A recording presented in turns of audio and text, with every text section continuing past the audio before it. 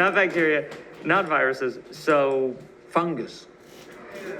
Before the mushroom apocalypse became fashionable, before video games discovered the joys of spores, there was a rather more curious little novel called The Fungus.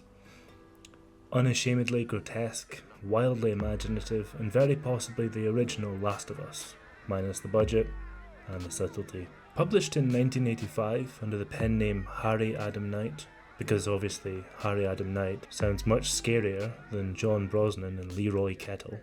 The Fungus is a quintessentially British take on the end of the world.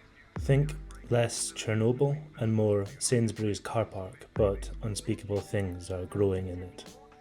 The story follows a well-intentioned scientist who attempts to solve world hunger, because that always goes well in fiction, by developing a genetically modified fungus that grows rapidly and can feed the masses. Naturally, it escapes into the environment, and within a few short pages, Britain is reduced to a festering fungal mess. Some would argue we never fully recovered. But this isn't just a story of ecological disaster. No, the fungus takes a turn into full-on body horror. People don't simply die, they bloat, erupt, ooze, and sprout like a neglected cheese board. It's vivid stuff, the kind of imagery that makes you question whether it's safe to leave bread out overnight. Now, if this is all starting to sound eerily familiar, you're not wrong.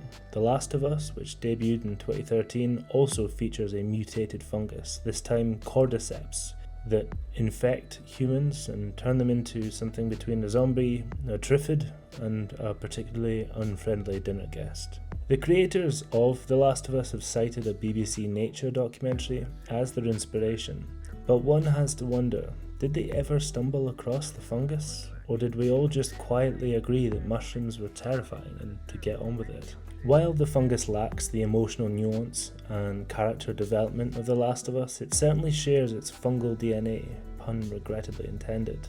Both stories tap into that primal fear of infection, transformation, and losing control of our own bodies, except in the fungus it's far slimier and it smells a bit worse. What sets the fungus apart, though, is its sheer enthusiasm for the grotesque. It doesn't do subtle horror, it does exploding torsos, sentient mold, and people slowly turning into puffball mushrooms. It's as if David Cronenberg wandered into the damp allotment and never came out again. It's tempting to call the fungus a forgotten gem, but gem might be generous. Let's say it's a forgotten curiosity. Yet, in its own bizarre, revolting way, it paved the way, or perhaps rotted the path, for stories like The Last of Us to thrive.